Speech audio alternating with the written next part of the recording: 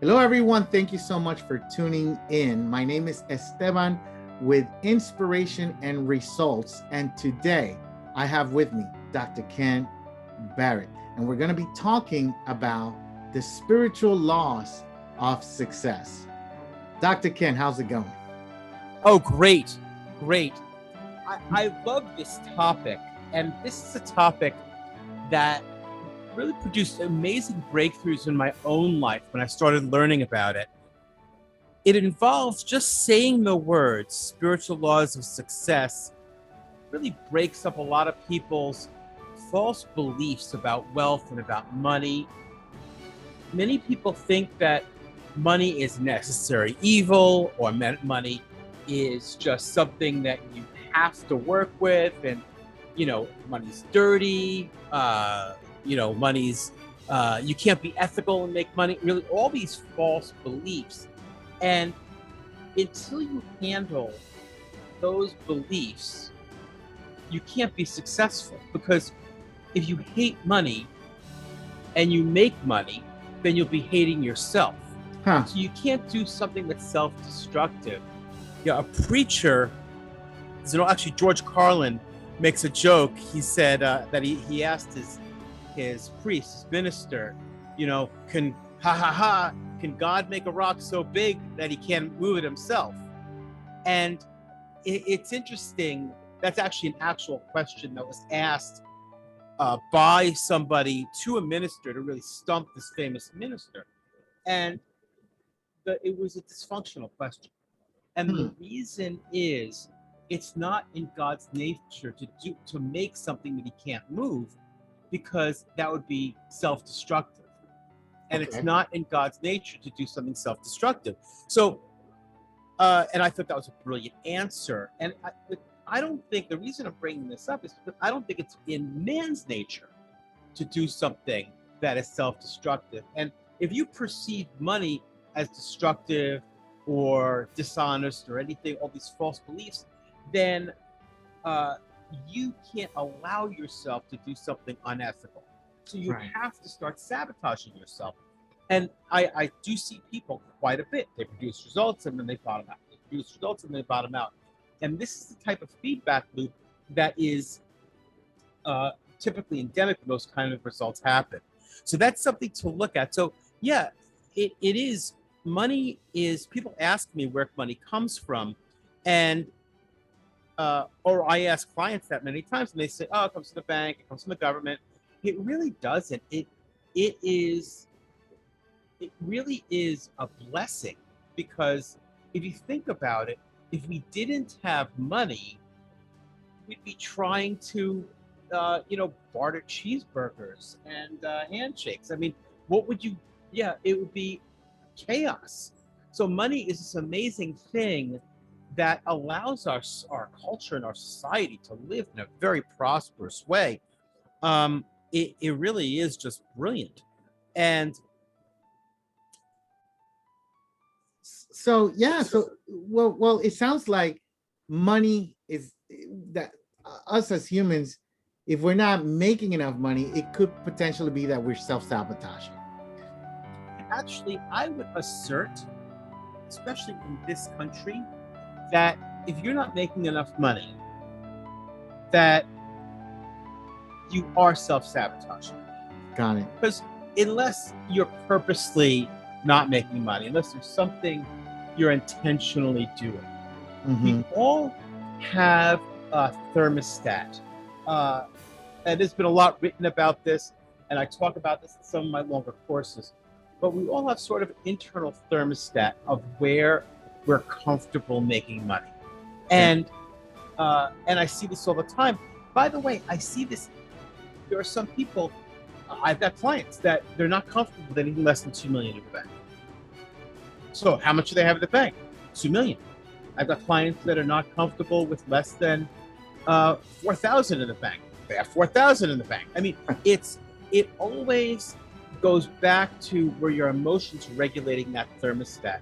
You think about it, if you set the thermostat in your house to cool or whatever, and then you open up all the windows, especially here in Florida, it's going to warm up inside. Then the air conditioner will kick on and try to lower the temperature.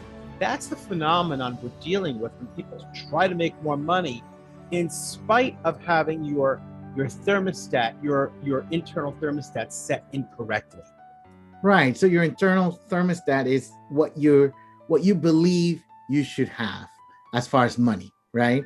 So yes, but on a subconscious level. Right. So you're not aware of it. So that's why. Okay.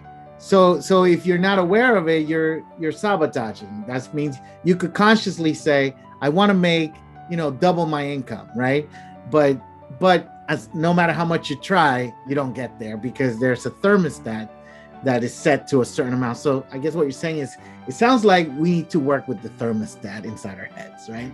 And that is the kind of work I do with clients. By the way, you said something great, and I agree completely. There's nothing you can do, no matter how hard you try, if your thermostat's setting correctly, too low, let's say, there's nothing you can do to really raise your income substantially. It would be tiny little incremental things, and then it would fall, and then tiny little increments, and then it would fall.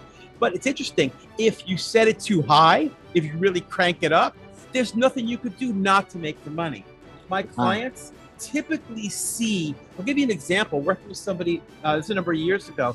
She was a lawyer. She was successful on the West Coast. She moved to New York City. And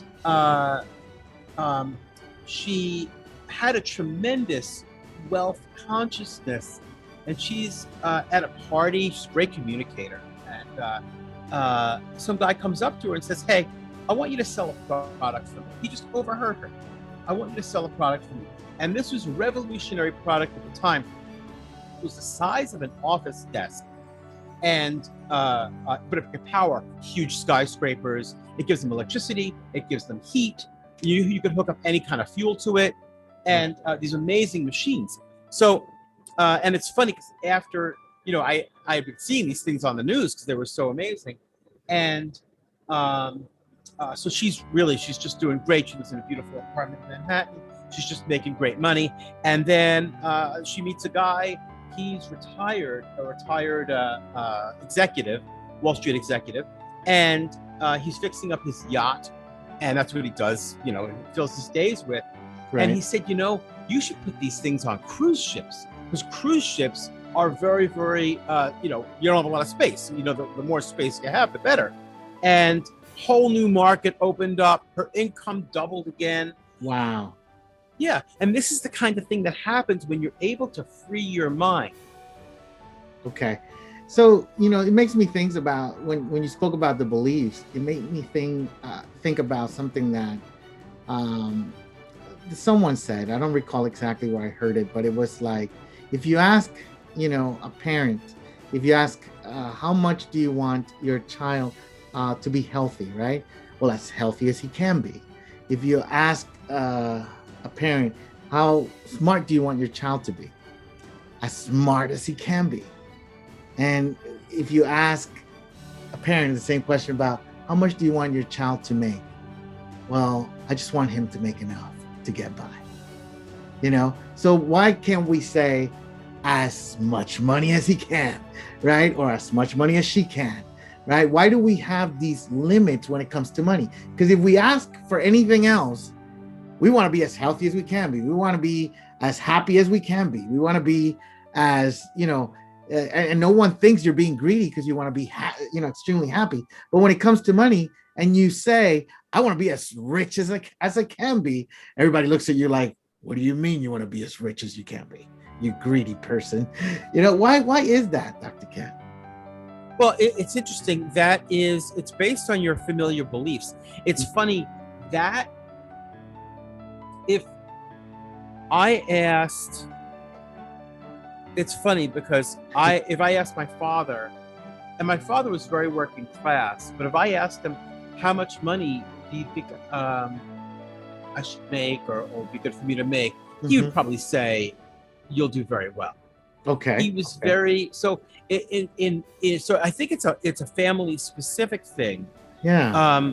My family was and not great, by the way. There's still a very working class mentality. And you can have a working class mentality even though the person's making good money. Okay. So I've dealt with, I've had, again, Wall Street executives who are making great money. At the time, this is the iPhone 6. I had an iPhone 6 at the time. And, this guy still had a flip phone. And I'm like, dude, what are you doing? Like he wouldn't notice the money, buying an iPhone. But, but it was so ingrained to not to have fear around money. And, so we had to fix a lot of that, because we talked about this before on the show, that the more free you are with money, what I've noticed, the easier it comes to you. Like, I've heard this said as a common thing: the window you give through is the window you could get through. Okay. The window you give through is the window you could get through. Okay. Yeah. So if you want to receive more money, you be free with the money. In other words, money flows. Okay. It's called currency. It flows like current. Okay. So you can't hoard it. I mean, you can, but if you hoard the flow, then it's almost like water, right? If you hoard water, eventually in a place, it goes back, right? Yeah. It won't. Yeah. So, you could look at it like water. That's a great analogy. Or, it's funny. One of my mentors used to say, it's like hoarding air. Like there's money all around us. There's air all around us. So you don't see people, filling up garbage bags filled with air so they can go across the street. Yeah. Yeah, it's all over. And that is one of the biggest gifts that I could give anybody on the call, to realize to let go of their fear around money. And man, it's funny because I didn't expect to talk about this today, but this really comes from a sense of faith that the money's there. And I had to come to terms with the fact that the money will be there, and it always has. It's always worked for me. Okay, so it's having that sense or that awareness that it's there. It's not. There's more than enough money to go around, right? It's having that belief and having that faith and trusting in that concept that there's more than enough air to go around. There's more than enough water to go around. There's more than enough resources to go around. There's more than enough money. But that's an internal job, right, Dr. Ken? That's something that we all have to work on. And sometimes we can't even work on it ourselves. We need someone to coach us or guide us through a process.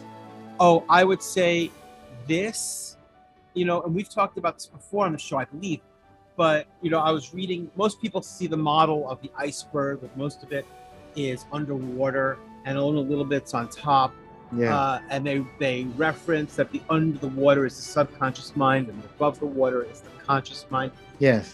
That's actually not accurate according to the most recent research. Okay. The subconscious mind is the entire iceberg, except for a tiny snowball on top. Really, almost everything you do is so heavily influenced by the lower neural circuits that you are basically a living marionette puppet controlled by your beliefs. And so if somebody on the call maybe thinking, they may be getting angry. They may be saying, no, I'm not controlled. Well, why is it getting you angry then? Or they may be saying, no, I don't have a sense of lack. I think I can hoard money and be okay. Then where is the emotion coming from? If you're getting triggered, the frequency that which I'm communicating is activating something inside you, and many people get angry about it. Now, I will tell you this, that I have seen over and over and over again, people double, triple, quadruple their income very quickly just by shifting these beliefs. But they have to be willing to lay it out on the table, these beliefs, how they're constructed, where they came from, and be willing to change them. And it's interesting, a famous man once said, um, what you don't change, your children will inherit. Say that again. You don't change your what? What you don't change, your children will inherit. Oh, okay. Your children will inherit. Wow. That's powerful. That's powerful. Yeah. Yeah. So I think that's where the work begins, is we need to know what we inherited from our parents, right? Yeah. We need to know, we need to discover that. And not only from our parents, from our culture, even, when you're tiny, you're still absorbing. Yes, you get a lot of info from your parents, but the media and everything else where you were born into, that's why generations have a particular consciousness. So there's a particular lack consciousness out there now, frankly, and it is a false belief. That is smoke. That is not real. This is a truly abundant world, and there is enough for everybody. And even saying this, if that reactivates you, if that upsets you, get on a call with me, prove me wrong. I'm really open, but I've never seen that not work for people. I've never seen it. I love that, Dr. Ken. I love that. Well, I love that that you're willing, to challenge our audience, right? In a sense, if you want to hop on a call with Dr. Ken, you guys have access to him right now. He will get on a call. He will talk, he will hear you out. But at the same time, Dr. Ken, I know you. I know you're also someone that's not, you're not a BS guy. You're gonna call me out. You're gonna call everybody out if you perceive that there's BS, especially false BS, right? False belief systems, right? You're gonna call them out, right? That's a false belief system. Yeah. Yep. So that's awesome, Dr. Ken. So what would you say to someone out there that knows, at least has the awareness, and they know, okay, I do have some limiting beliefs around money. I do want to hop on a call with Dr. Ken. I want to talk about this. How can you help someone? How long does it take? Does this take, if I have limiting beliefs around money, does it take a year? Does it take 6 months? What are the variables here? Oh, that's a great question. Most of my clients are ready when they get on the phone with me. So it's common to have people double their income in a month. And even though that sounds fantastic, that's just what's typical. I don't promise that. Okay. I usually say you can see market increase in your income within 1 quarter. That's a very, very, very conservative goal. Okay. That's good. Yeah, usually I like to see people really knocking it out of the park. What I found is one of the destructive forces in business or people that are like entrepreneurial employees, what I found typically is that they, the longer they struggle, they get exhausted and they get burned out. And really being burned out, people think, oh, I got burned out because I worked too hard. No. Being burned out is working hard and not getting a result. It's like the guy who swam, the first guy to swim the English Channel. The fog came in and he couldn't see where he was going. Okay. So he couldn't see the goal, so he got exhausted. He couldn't do it. When he did it again on a clear day, and he swam across, no problem.